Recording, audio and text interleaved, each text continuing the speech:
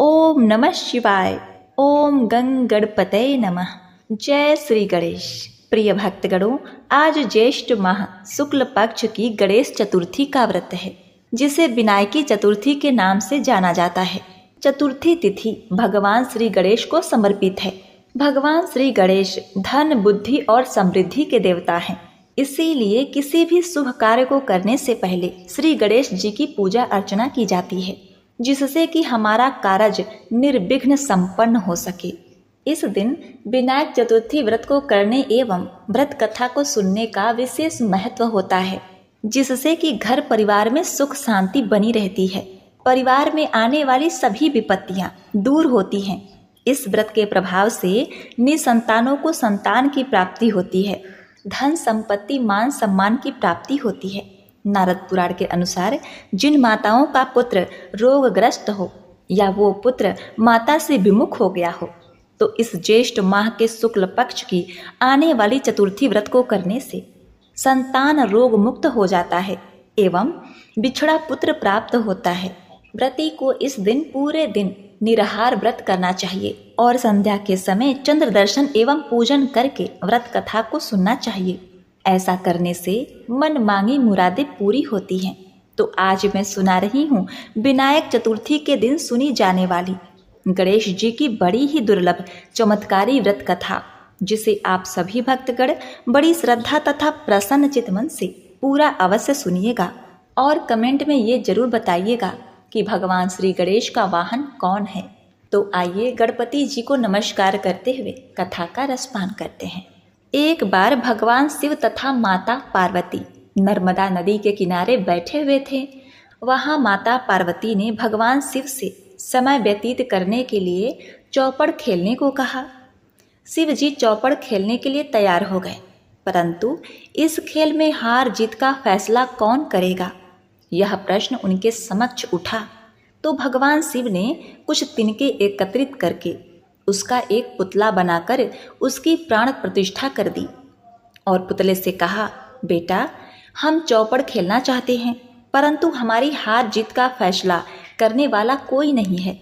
इसीलिए तुम बताना कि हम दोनों में से कौन हारा और कौन जीता। इसके बाद भगवान शिव और माता पार्वती का चौपड़ खेल शुरू हो गया। यह खेल 3 बार खेला गया। संयोग से तीनों बार माता पार्वती ही जीत गईं। खेल समाप्त होने के बाद बालक से हार जीत का फैसला करने के लिए कहा गया, तो उस बालक ने महादेव जी को विजयी बताया। यह सुनकर माता पार्वती क्रोधित हो गईं और क्रोध में उन्होंने बालक को लंगड़ा होने, कीचड़ में पड़े रहने का श्राप दे दिया। बालक ने माता पार्वती से क्षमा याचना की और कहा कि हे माते, यह मुझसे अज्ञानतावश ऐसा हुआ है। मैंने किसी द्वेष भाव से ऐसा नहीं किया। बालक द्वारा क्षमा मांगने पर माता ने कहा, यहाँ गणेश पूजन के दिन नाग कन्याएं आएंगी। उनके कहे अनुसार तुम गणेश व्रत करो।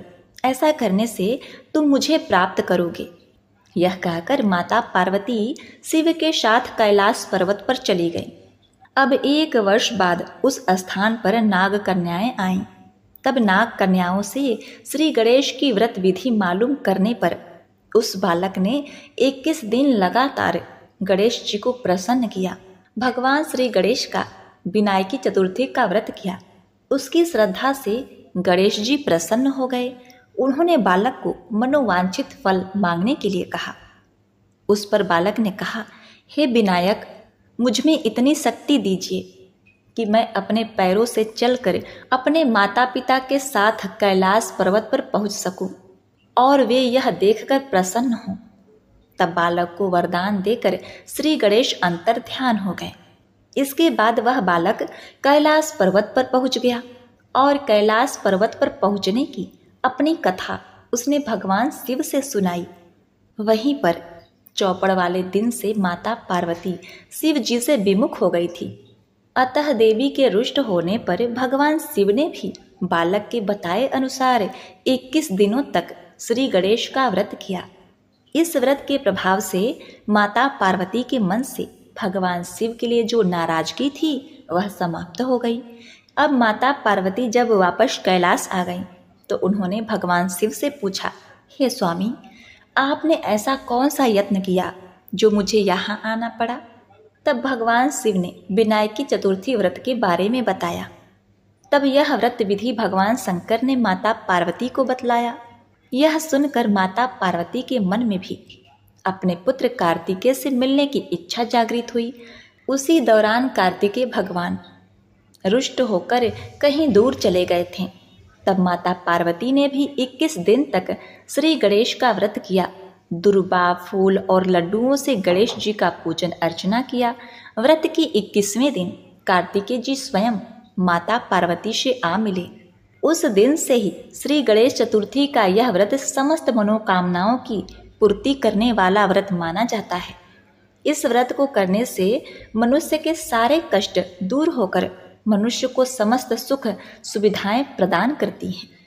अतः इसी दौरान पृथ्वी लोक पर एक और घटना घट रही थी।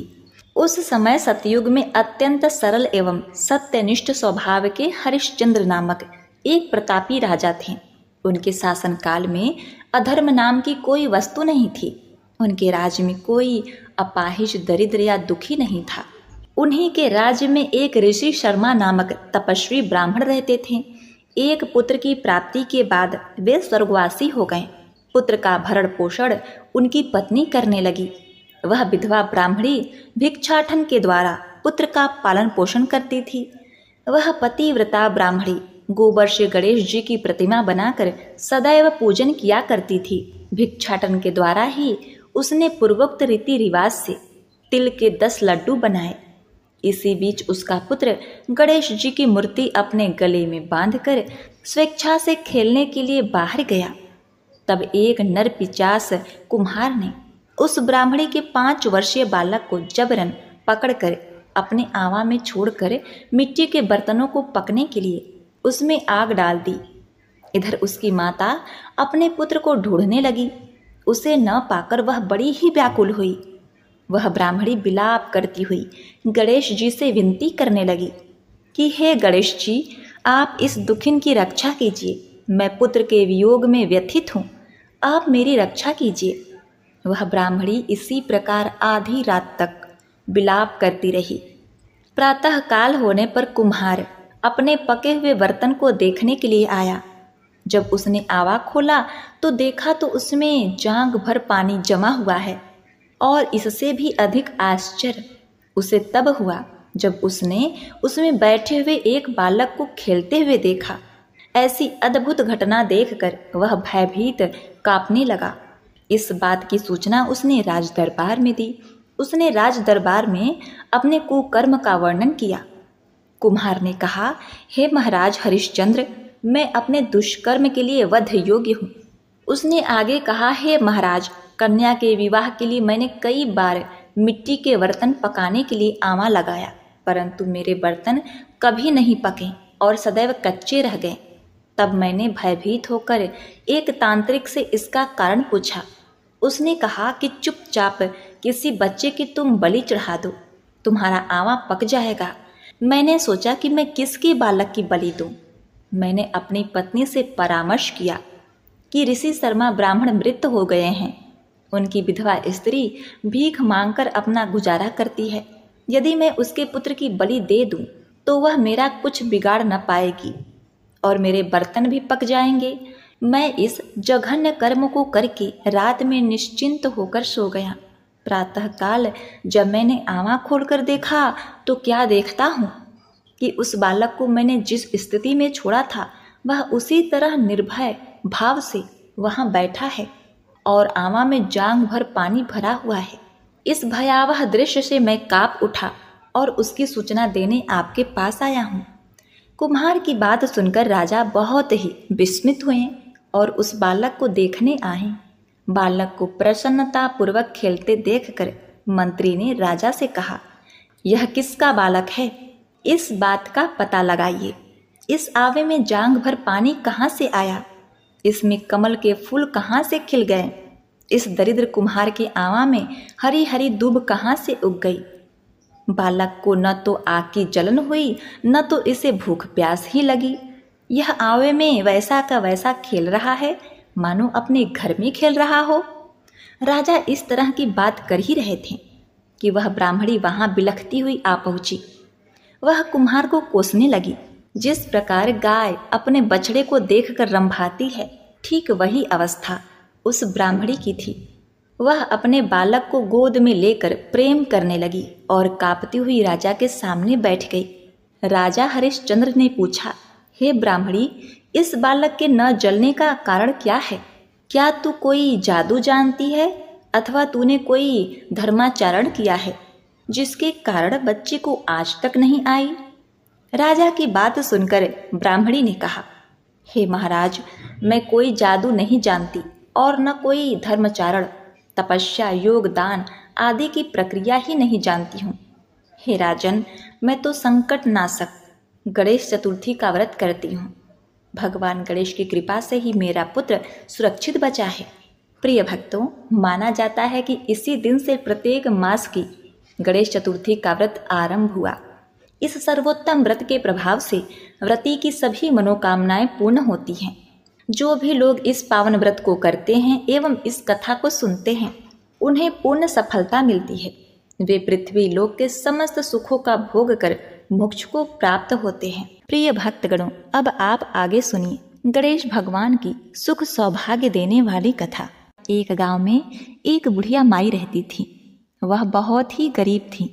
रोज लकड़ियां बीनती और उसे बेचकर अपना गुजर बसर किया करती, अपना पेट पाला करती थी। ऐसे ही एक दिन की बात है, बुढ़िया माई जंगल में लकड़ियां बीन रही थी। वह समय सर्दियों का था। बहुत ही कड़ाके की ठंड पड़ रही थी। तभी उसे एक छोटा सा चूहा दिखाई दिया, जो सर्दी के मौसम में ठंड से बहुत ही कांप रहा था। बेचारा मरने की अवस्था में था। बुढ़िया माई को उस पर बहुत दया आई। वह उसे लेकर अपने घर आ गई। घर आकर रुई में लपेट कर उस चूहे को उन्होंने घर महट दिया और उसकी जान बचाई। उसे दूध तथा कुछ उबले हुए अनाज भी दिए। वह चूहा उस अनाज और दूध को पीकर अपना पेट भरता है। अब चूहा बुढ़िया माई के साथ रहने लगा। बुढ़िया माई भी उसे अपने पुत्र की तरह ही प्रेम किया करती थी। उसने चूहे का नाम मूसक रखा। धीरे धीरे पूरे गांव को यह पता चल गया कि मूसक नाम का एक चूहा बुढ़िया माई का बेटा है। अब देखिए, समय बीतने लगा और बुढ़िया माई हर कृष्ण पक्ष की संकष्टी चतुर्थी, अखुरत चतुर्थी का व्रत किया करती थी। ऐसे ही एक दिन की बात है। राज्य के राजा के बेटे का विवाह था। पूरे गांव में से प्रत्येक घर से एक व्यक्ति बारात में जा रहा था। पड़ोसियों ने पूछा, हे बुढ़िया माई, तुम्हारे घर से राजकुमार के विवाह में बारात में कौन जाएगा? वह बोली, मेरे तो मूसक के अलावा और कोई नहीं है। मेरे घर से तो मेरा पुत्र मूसक ही बारात में जाएगा। आप सभी मेरे बेटे का ध्यान रखना और उसे अपने साथ ही लेकर आना। वह बहुत ही भोला है। बारात जाने वाले दिन गांव वालों के साथ बुढ़िया माई का बेटा मूसक भी गया। बारात पड़ोसी गांव में पहुंची। वहां सारे बाराती तालाब में स्नान करने लगे। तभी वहीं एक तरफ मूसक भी स्नान करने लगा। तालाब के सामने ही राजा का महल था। महल के झरोखे से राजकुमारी बारातियों को देख रही थी। वहां सभी बारातियों के साथ मूसक को भी स्नान करता देखकर बड़े ही आश्चर्य में पड़ गई। उसने देखा मूसक अपने खोल से बाहर निकल रहा है और एक सुंदर पुरुष के रूप में बदलकर स्नान करने लगा और वापस उसी खोल में घुसकर मूसक बन जाता है। अब क्या था, शाम को राजकुमार की बारात सज धज कर बैंड बाजों के साथ महल में पहुंची। वरमाला के समय राजकुमारी को लेने उनकी सखियां गई। वरमाला में राजकुमारी नहीं आई। दुल्हन के माता पिता ने सेविका को भेजकर राजकुमारी को बुलवाया, किंतु उसके साथ राजकुमारी फिर नहीं आई। मुहूर्त का समय टल रहा था। पंडित जी बोले, दुल्हन को जल्दी से बुलाइए, मुहूर्त निकल रहा है। अब आखिर में राजा रानी उसे बुलाने गए। राजकुमारी ने कहा, हे माता, मैं इस राजकुमार से विवाह नहीं करूंगी। यह बात सुनकर माता पिता ने उसका कारण पूछा तो उसने कहा, उस बारात में एक मूसक आया है, मैं उसी के साथ विवाह करूंगी। राजा रानी ने राजकुमारी को खूब समझाया कि मूसक एक गरीब बुढ़िया का बेटा है, वह तो एक चूहा है। तुम वहां जाकर कष्ट सहोगी, तुम्हें कोई भी सुख नहीं प्राप्त होगा। परंतु राजकुमारी नहीं मानी। राजा रानी अपनी बेटी की जिद के आगे कुछ नहीं कर पाए और राजा सारी बारात को यह बात बताकर क्षमा याचना करने लगे। दूल्हे सहित पूरे बाराती बिना कुछ खाए पिए नाराज होकर वहां से चल दिए। राजा ने राजकुमारी का विवाह उस मूसक के साथ करवा दिया। उधर बारात गांव में आई तो बेचारी बुढ़िया माई गांव वालों से पूछने लगी कि तुम सब तो आ गए, परंतु मेरा पुत्र मूसक कहाँ है। बुढ़िया माई बेचारी अपने पुत्र मूसक को बहुत ही ढूंढने लगी। एक व्यक्ति ने कहा, बुढ़िया माई, तुम्हारे मूसक का तो राजकुमारी से विवाह हो रहा है, वह तुम्हारे लिए बहू के साथ धन दौलत भी ला रहा है। तुम तो बहू के स्वागत की तैयारी करो। अब क्या था, यह सुनकर बुढ़िया माई गणेश भगवान को धन्यवाद देने लगी और जल्दी से अपनी झोपड़ी को लीप पोत कर सुंदर मंडप बनाने लगी। गुड़ की लापसी बनाने लगी, तरह तरह के पकवान बनाई और गांव की औरतों को बुलाया। झोपड़ी में मंगल गीत गवाए। तभी मूसक रथ पर राजकुमारी के साथ बैठकर धन दौलत के साथ आ गया। बुढ़िया माई ने बहू का गृह प्रवेश करवाया, सभी को गुड़ बंटवाया। अब बुढ़िया का जीवन खुशियों से भर गया, बहू के साथ खुशी खुशी रहने लगी। तब एक दिन की बात है, बहू ने सोचा, मुझे अपनी सासू माँ को भगवान गणेश जी के दर्शन करवाने चाहिए।